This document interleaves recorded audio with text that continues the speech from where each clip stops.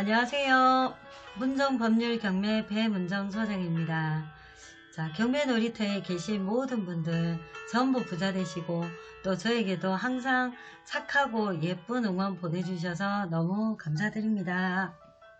자, 오늘 경매에 있어서요. 보통의 경우는 채무자가 사시는 경우가 있는데 임차인이 사는 경우도 많이 보셨죠. 그래서 그 임차인들의 보증금을 낙찰자가 인수해야 되는지 아니면 배당해서 다 받아가고 소멸이 되는지 그런 거에 대해서 간단하게 설명드려 보겠습니다. 자, 그에 따라서 임차인이 있는 물건에 따라서 매각 사례가 있어서 제가 하나 소개해 드리도록 할게요. 자, 먼저 임차인에 대해서 이해를 하시려면 대항력과 대항요건에 대해서 아셔야 됩니다. 물론 아시는 분들도 굉장히 많으시겠지만 한 번 더 이렇게 짚고 넘어가면 다음에 어떤 물건을 보더라도 조금 자신있게 보실 수 있지 않을까 싶어요. 자, 대항력이라는 거는요. 법에서 말씀하시는 거는 이미 발생하고 있는 법률관계를 제3자에 대하여 주장할 수 있는 효력이라고 했습니다. 힘이라는 뜻이죠. 그런데 대항요건을 구비해야지 발생이 된다고 합니다. 그럼 과연 대항요건은 어떤 거냐? 대항요건은 전입일자와 점유를 얘기합니다. 그럼 보통 우리가 어떤 주택에 임차인으로 임차를 하려고 계약서를 쓸 때 계약서 쓰시면 보증금 주고 전입하죠. 전입 신고하고 이사 가시잖아요. 그럼 그게 대항요건입니다. 그러니까 요건을 잘 갖춘 임차인이다 이렇게 생각하시면 돼요.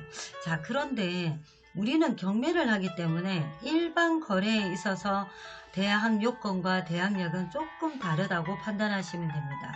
우리가 경매로 봤을 때 임차인은 경매 사건을 해석할 때 대항력 있는 임차인이다 라고 해석하는 것은 어떤 임차인을 얘기하냐면요. 대항요건을 갖춘 임차인의 대항력 판단은 말소 기준 권리보다 빠른 임차인을 얘기합니다. 그래서 우리가 어떤 사건이 있으면 그 사건의 등기부를 보고 판단을 하죠. 이게 날짜 순으로 쭉 이제 권리들이 있잖아요. 그 권리 중에서 가장 빠른, 보통은 이제 은행권이 많습니다. 근저당권이 많기 때문에. 그럼 그 은행권보다 빠른 임차인을 대항력이 있다라고 판단을 하고요. 그런 임차인의 판단을 합니다. 그리고 이제 임차인의 배당은 어떻게 되냐면 보통 임차인이 있고 소액 임차인이 있죠. 그러면 소액 임차인은 최우선 변제금 1순위로 배당이 되고 이후의 채권은 순서대로, 그러니까 임차인이라도 예를 들어 소액 보증금 안에 들어가는 최우선 변제금을 받을 수 있는 소액 임차인이라면 최우선 변제금 내에서도 다 주는 게 아니라 일부 이제 보존되는 금액이죠. 그거는 1순위로 준다 이 말입니다. 그 이후에 남는 거, 예를 들어 내가 6천만 원의 임차인이다. 그럼 소액 보증금 안에 들어간다는 거죠. 물론 이제 그 말소기준 권리의 날짜에 따라 조금 다르겠지만 요즘에는 다 6천이죠. 지금 앞으로 바뀐 게 2021년 5월부터는 제가 7천으로 기억하고 있거든요. 일단 전까지는 6천만 원인데 그 6천만 원에서 먼저 받아가는 건 2천만 원입니다. 그래서 먼저 6천에 있다 하더라도 예를 들어 최우선 변제금 어떤 근저당이 있어도 100억이 있어도 내 돈 2천은 먼저 받아가는 거죠. 근데 나머지 4천은 남았죠. 이 4천만 원은 내가 입주한 날짜 있죠. 전입한 날짜 또는 확정일자, 그 확정일자 중에서 늦은 날짜입니다. 그 날짜의 순서를 지켜서 배당이 된다 이렇게 보시면 됩니다. 그래서 일반적으로 우리가 임대차 할 때 대항요건을 갖추어라, 대항력이 있는 임차인이다. 일반 거래에서는 대항력이라는 말보다 대항요건을 갖춘 임차인이라는 말이 정답입니다만 보통은 우리가 대항력을 갖추었다 이렇게 얘기를 합니다. 근데 경매에서는 달리 보죠. 네, 경매에서는 항상 말소 기준 권리보다 빠른 임차인을 대항력이 있다라고 얘기합니다. 자, 대항력이 있는 임차인은 경매에 있어서 조금 조심할 부분이 있습니다. 아까처럼 소액보증금, 임차인 플러스 대항력 있는 임차인이라면 예를 들어서 내가 제일 먼저 전입하고 확정일자가 훨씬 뒤에 확정일을 받은 임차인들이 있을 수 있죠. 아차! 그때 안 받았구나. 그래서 동사무소 가서 옛날에 내가 들어왔지만 3년 전에 제가 들어왔단 말이죠. 그렇지만 확정일자 지금 받겠습니다. 받아줍니다. 그럼 그때 이 집이 경매로 넘어갔다. 그러면 대항력이 있는데 6천만 원이고 소액 임차인이다. 그럼 아까 번에 제가 뭐라 했냐면 2천만 원은 먼저 배당이 된다고 했습니다. 나머지 4천은 3년 뒤에 했죠. 그러면 그 3년 동안의 채무가 아무것도 없다. 그럼 당연히 배당이 됩니다. 그러나 이 3년 동안에 채무가 굉장히 많아졌다는 거죠. 그러면 배당에서 전부 3년 동안에 그 채권자들이 돈을 다 받아갔어요. 4천은 어떻게 해요? 대항력이 있으면 낙찰자가 인수하셔야 됩니다. 이런 부분이 조금 헷갈리시는 부분이 있어요. 그래서 제가 한 번 더 설명드리도록 하겠습니다. 자, 소액 임차인의 최우선 변제금과 배당입니다. 최우선 변제금은 모두 제가 아까 좀 전에 말씀드렸듯이 최우선 변제금에 해당하는 배당을 먼저 준다고 했습니다. 그런데 제가 두 가지가 있어요. 소액 임차인이 대항 요건을 갖추고 배당 요구를 했대요. 소액 임차인이 대항 요건만 갖추었습니다. 대항력이 있는 건 아닙니다. 그러면 대항 요건을 갖추고 배당 요구를 한 경우는 최우선 변제금만 받습니다. 아까 번에 제가 그 6천 이하 2천만 원 받아간다는 뜻이요. 이렇게 돼 있는 거예요. 이 세 번째 전입일자 있죠. 이 사람이 일단 대항력이 있다고 판단합니다. 이 날짜가 어떤 집이든. 근데 확정일자가 없어요. 확정일자가 없으면 순서가 안 돌아옵니다. 근데 다행히도 이분은 배당 요구를 하셨습니다.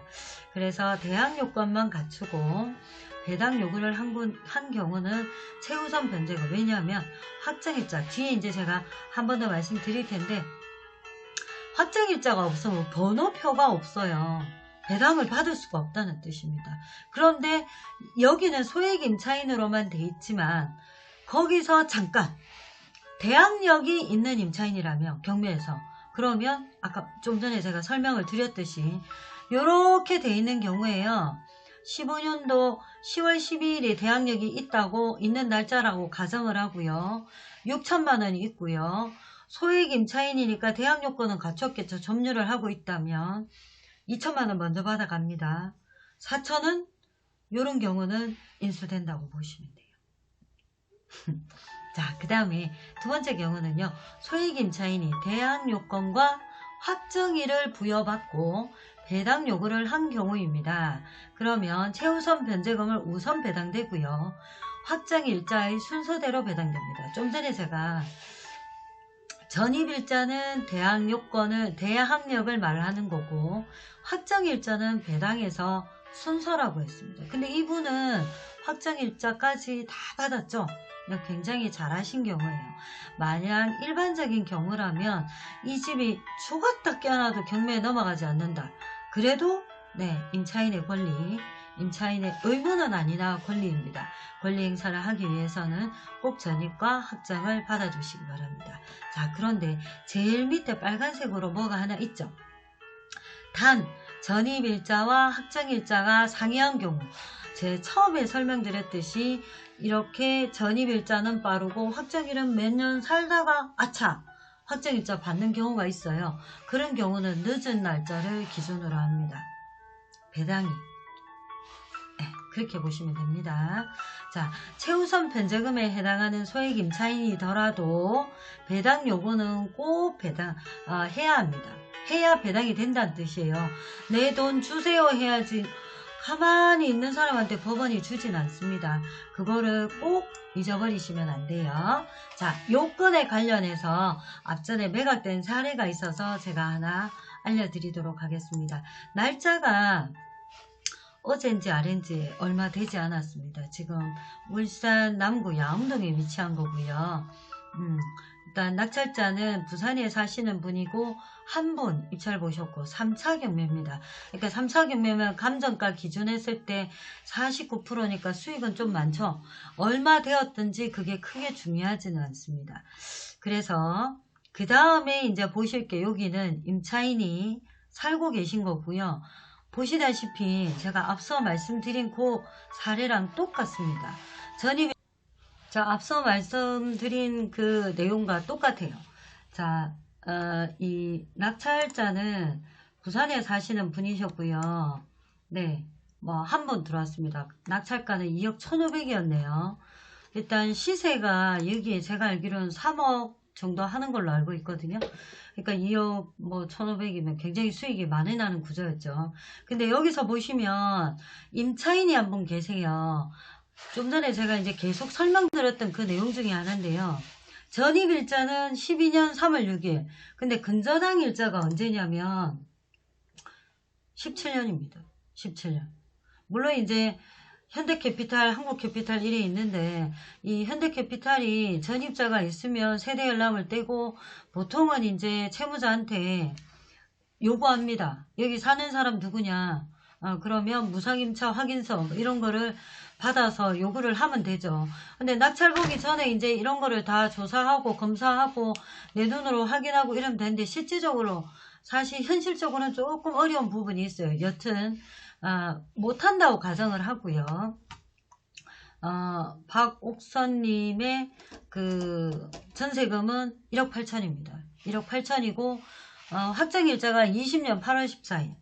그러니까 전입은 대항력이 있는 임차인이고 확정일은 뭐 8년 가까이 뒤에 확정일을 받았죠. 그러면 그동안에 근저당 들어왔고요. 근저당 2개 들어왔습니다. 하나가 2억, 채권 최고액이 2억 6,100이고 또 하나 근저당, 후순위 근저당이 4,500. 그럼 2억 1,500에서 경매 비용 빼고 뭐 임차인 이거는 지금 안 되죠. 이분은 소액 임차인이 아니기 때문에 배당이 일단 안 됩니다. 그러면 제일 먼저 선순위 근저당권자 받아가고 다음에 후순위 근저당권자 이미 늦었어요. 3억이 훌쩍 넘어갑니다. 그러면 중요한 거는 이분의 1억 8천은 어떻게 되는 거냐. 대항력이 있고 확정일은 순번은 늦어요. 그럼 나는 돈을 대항력 있는 임차인은 무조건 돈을 다 받아갈 수 있습니다. 아니 보증금을 제가 죄송합니다. 이 표현이 조금 그런데 임차 보증금을 절대적으로 보존을 받을 수 있습니다. 그러면 법원이 다 내주지 않으면 낙찰자가 줘야 됩니다. 이분은 결론적으로 2억 1,500에 받았지만 1억 8천을 더하면 3억 9,500 되죠. 이 집을 3억 9,500에 낙찰을 받았다 이렇게 보시면 돼요. 그래서 여기 보시면 제가 이런 거 하나 올려놨는데요. 뭐 그때 좀 나중에 배당 예를 들어 이제 납부 전에 알게 되셔서 이제 보증금 해봐야 뭐 2천, 1,몇백, 뭐 2천만 원 정도인데 시세보다 1억을 비싸게 살 건지 아니면 2천만 원을 포기하실 건지 이렇게 선택을 하실 기로가 만약의 경우에 그 전에 알게 되신다면 전자가 더 낫지 않을까 하는 생각이 듭니다. 여튼 여러분들은 제가 이 저의 밴드에 계신 모든 분들은 이런 일 없으셨으면 하는 바람입니다. 자, 오늘 영상은 여기까지고요. 자, 내일도 모레도 항상 건강하시고 또 제가 소소한 이야기 또 들고 아주 작은 거지만 여러분들이 다 알고 계신다고 생각하지만 그래도 한 번 더 찍고 넘어가면 더 좋지 않을까 하는 생각에서 준비했습니다. 또 앞으로도 더 열심히 또 뵙겠습니다. 건강하십시오.